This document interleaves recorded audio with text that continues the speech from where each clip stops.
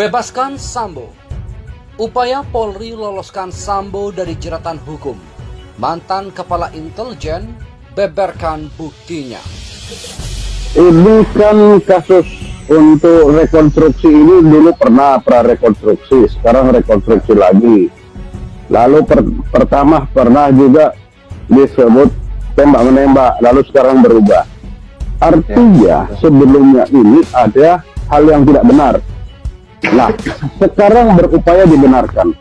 Tapi sayangnya upaya membenarkan ini itu setengah-setengah. Dari mana kita tahu bagaimana pengacaranya Baradae, Brigadir J tidak diikutkan, tidak diperbolehkan masuk. Ini artinya apa? Ada hal yang dilanggar. Presiden bilang jangan ada yang ditutup-tutupi. Lalu juga Kapolri juga bilang kita akan terbuka transparan. Nah, kalau transparansi itu lambangnya itu adalah kehadiran semua orang yang mempunyai berkepentingan di situ. Tapi mengapa pengacaranya dilarang masuk? Mantan Kepala Intelijen TNI Soleman Ponto angkat bicara terkait rekonstruksi abal-abal kepolisian. Menurutnya, ada operasi senyap Polri untuk meloloskan Sambo agar bebas dari jeratan hukum. Hal itu bisa dilihat dari rekonstruksi yang dilakukan Polri yang terkesan diarahkan sesuai skenario Polri agar Sambo terlihat benar saat persidangan. Untuk itu, mantan Kepala Intelijen TNI tersebut memberikan warning kepada kuasa hukum Brigadir J untuk berhati-hati. Dia juga meminta kepada seluruh rakyat untuk selalu mengawal kasus ini agar keadilan bagi keluarga Brigadir J bisa terpenuhi. Semakin pusing kepalanya dan mulai juga merasa yakin bahwa rekonstruksi besok itu kayak mau bikin kesepakatan yang paling pas untuk menemukan jalan keluar dari seluruh problem ini gitu loh. Tapi logis secara hukum dan nanti diterima juga oleh jaksa maupun hakim gitu loh. Jadi menurut saya biarlah Tuhan yang berperkara di sini sesuai dengan doa dari ibu kandung Brigadir J. Menurut saya begitu. Bang Johnson, kesepakatan apa maksudnya Bang Johnson? Mendengar paparan dari mantan Kepala Intelijen TNI tersebut, salah seorang pengacara Brigadir J, Johnson Panjaitan pun ikut angkat bicara. Menurutnya apa yang disampaikan oleh beliau memanglah benar. Hal itu senada dengan bukti-bukti yang sudah dikumpulkan kuasa hukum Brigadir J selama ini. Menurutnya, pihak Polri sengaja mengarahkan, menskenariokan, mendesain rekonstruksi kemarin untuk kepentingan Sambo CS. Sehingga pada saat persidangan Sambo CS bisa dibenarkan dan terbebas dari jeratan hukum.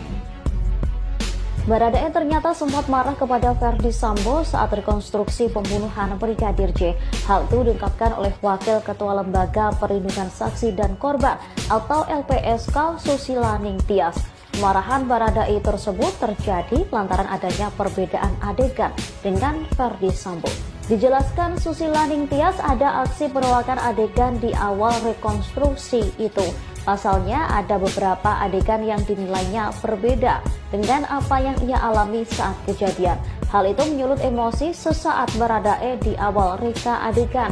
Dia agak jengkel misalnya keterangannya kok yang diberikan oleh rekan-rekan yang lain itu berbeda.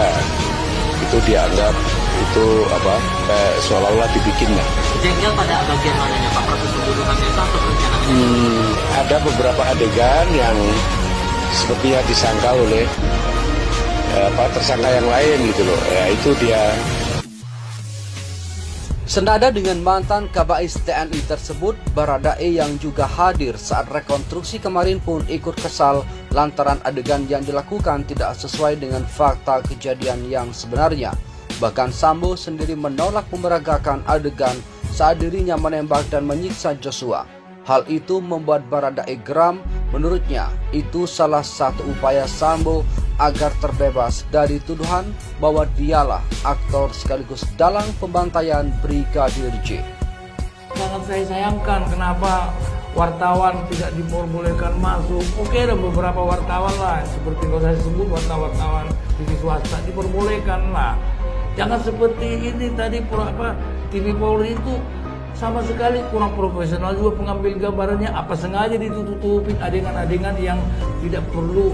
Soal pengacara tidak boleh masuk itu juga menarik sekali, Pak. Karena tadi Pak Johnson Panjaitan juga ribut. Hanya dia loh yang membela kepentingan korban Joshua.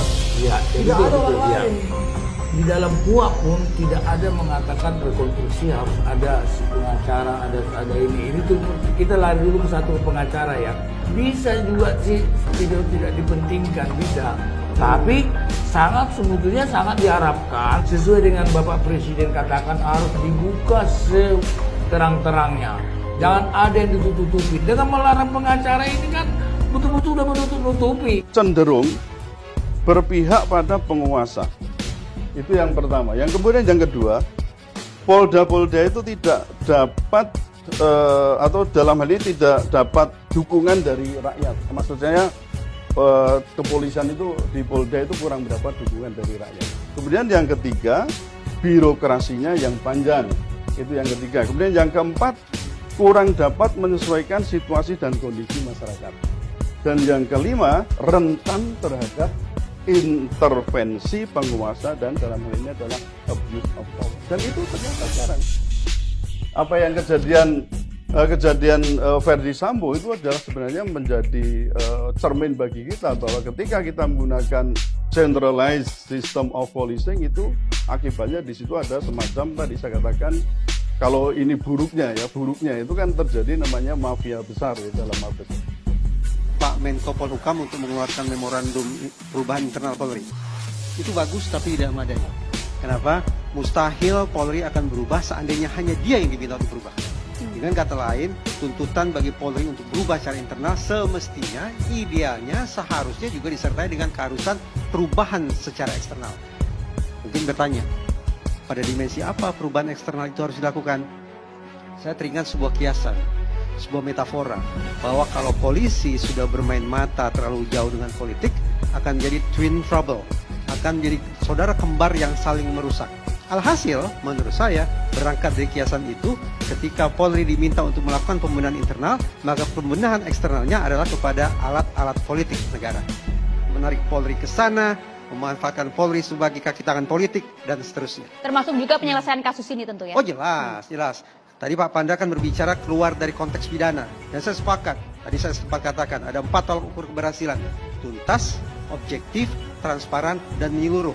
Segendang sepenarian. Kalau bicara tentang menyeluruh, maka tidak cukup bagi Polri untuk menyelesaikan masalah Duren 3 berdarah hanya dari sisi pidana, tapi juga menjadikannya sebagai momentum untuk pembenahan.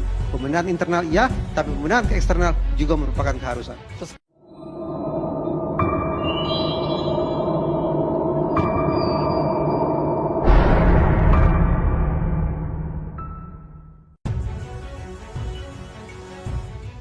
Terkonfirmasi, Verdi Sambo ternyata tidak peragakan tembak Brigadir J dalam rekonstruksi netizen. Ini skenario selamatkan Sambo biar cuma di penjara 6 tahun, dilansir portalislam.id.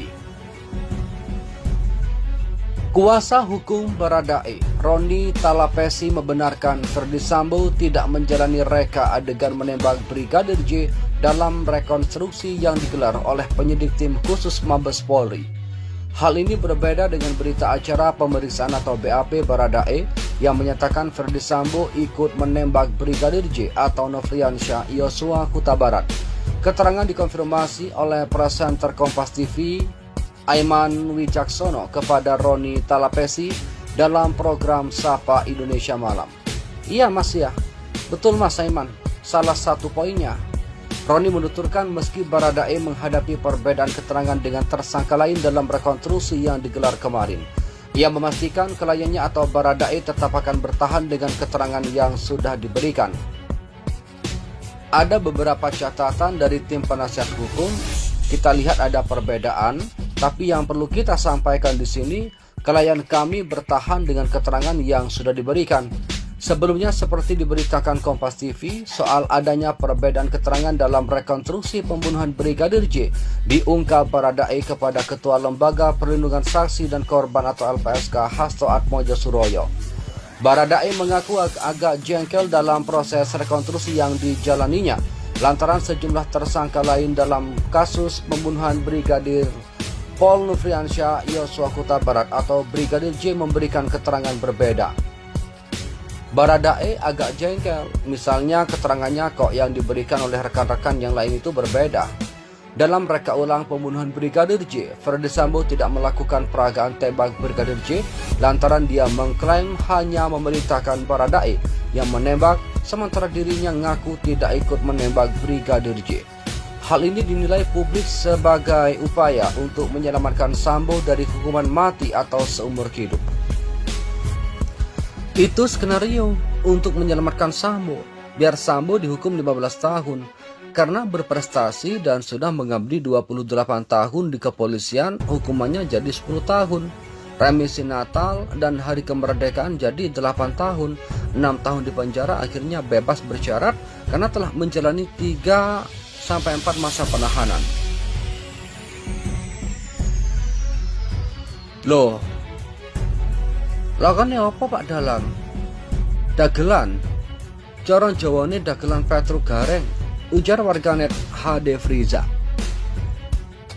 Jika sudah memberikan saksi kebenarannya, tapi lain cerita dengan FS, meski yang pertama membunuh, tolong ringankan hukuman dia. Dengan catatan, FS dihukum mati dan PC dan KM dihukum mati juga jika memang terlibat sebagai otak pembunuhan. Sangat setuju.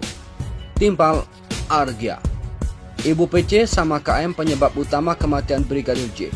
FS kayaknya diprovokasi olehnya, yaitu PC sama KM sepantasnya kalau dihukum mati. Itu skenario untuk menyelamatkan Sambo biar Sambo dihukum 15 tahun. Karena berprestasi dan sudah mengabdi 28 tahun di kepolisian, hukumannya jadi 10 tahun. Remisi Natal dan hari kemerdekaan jadi 8 tahun, 6 tahun di penjara, akhirnya bebas bersyarat karena telah menjalani 3/4 masa penahanan. Tulis yang terhormat Bapak Luhut. Sadar nggak sih kalian kalau kasus ini pengalian isu kenaikan BBM? BBM udah naik loh mulai hari besok. Karena dari pertama sudah tidak jujur. Jangan percaya lagi kalau ada pengakuan dari si dia. Nah itu harusnya rekonstruksi kemarin Eliezer nggak usah pakai, masa meranin adegan gitu aja nggak bisa, padahal kan udah dilakuin. Welcome to September, setelah Indonesia merdeka BBM pun naik, ujar Jepi Gas Bastian. Masih percayakah dengan hasil penyelidikan oleh polisi? Sinetron yang dibuat penyidik tidak menarik sebab lihat PC bolak-balik tidur terlentang, adegan pelukan tanpa suara. Gak jelas, masih ada tuh mafia-mafia polisi yang bercokol di tim sus dan insus yang berusaha menutupi atau menghalangi kasus FS dan PC. Gimana nih Pak Kapolri? Timpal 2672 UA. Rakyat kecil sudah muak melihat kelakuan tabiat polisi yang kelihatan selalu berkayasa hukum karena merasa sebagai penguasa hukum. Drama sinetron detektif Sambo muter-muter aja judulnya. Timpal Reza Freddy 1. Ya gitulah. Orang yang pernah berkuasa ya repot. Diputar saja video sebelum sesaat sesudah kejadian supaya jelas. Makin kentara. Polisi kita mau ngarang sandiwara baru lagi. Hati Kapolri masa mau dikibulin bawahannya. Timpal Anbila. Masyarakat makin paham. Nah ternyata yang mulia, ucap Teh Manis Sore. Kalau saya lebih percaya Baradae. Dari awal FS, PC udah berbohong dan berbohong terus. Ku menangis berjilid-jilid. Episode berikutnya taunya nggak ada hukuman. Berubah lagi. Kasihan almarhum Joshua, ujar Syaranza.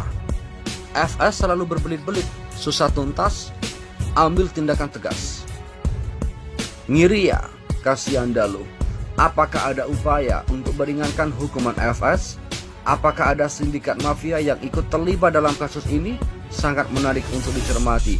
Seiring waktu, kasus menyublim, ujar Ahmad Khudori. Sekumpulan orang-orang yang tidak berhenti nurani. Innalillahi wa inna ilaihi rajiun. Allah sebaik-baik pembalas. Semoga dibalas yang setimpal semuanya. Amin. Kata Putih 1721. Geram, pengacara Brigadir J soroti perlakuan terhadap Sambo. Begitu hormatnya penyidik kepada yang pakai baju oranye. Salah satu pengacara Brigadir J atau Brigadir Yosua bernama Mansur Febrian menyoroti perlakuan penyidik dan polisi lain terhadap Irjen Ferdi Sambo yang statusnya sudah jadi tersangka. Kekesalan itu diungkapkan Mansur dalam perbincangan di program Apa Kabar Indonesia TV One. Dalam program Apa Kabar Indonesia TV One yang tayang pada Kamis 1 September 2022, hadir sejumlah narasumber yakni mantan Kabarreskrim Polri 2009-2011 Ito Sumardi, Ketua LPSK Hasto Atmojo Suryo, dan Mansur Febrian, pengacara Brigadir J. Mantan Kabarreskrim Polri 2009-2011 Komjen Pol Purnawirawan Ito Sumardi memberikan tanggapan soal perbedaan dalam rekonstruksi kasus pembunuhan Brigadir J yang dihadiri oleh 5 tersangka, yakni Irjen Ferdi Sambo, Putri Chandrawati, Baradae, Bribka RR, dan Kuat Ma'ruf. Pertama, saya ingin menyampaikan informasi dari aspek teknis dan aspek normatifnya mengapa dalam penyidikan kasus pembunuhan itu perlu adanya rekonstruksi untuk memperkuat dugaan terhadap tersangka selain karena memang pembunuhan pasti korbannya meninggal.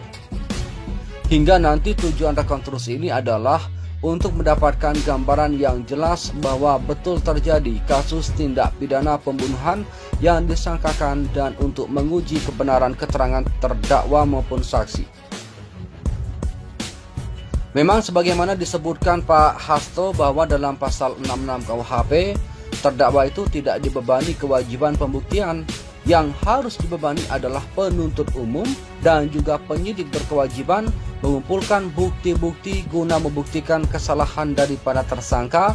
Di sini kalau ada perubahan sepanjang tidak pada materi pokok yaitu pembunuhan perencanaan, itu tentunya tidak ada masalah karena ini waktunya sudah lama, bisa saja orang lupa. Kedua, mungkin ada kendala psikologi. Kenapa? Karena ini pelakunya semua orang dalam atau dalam grup beda. Kalau kejadiannya itu melibatkan orang yang tidak mempunyai hubungan emosional, disinilah dibutuhkan LPSK.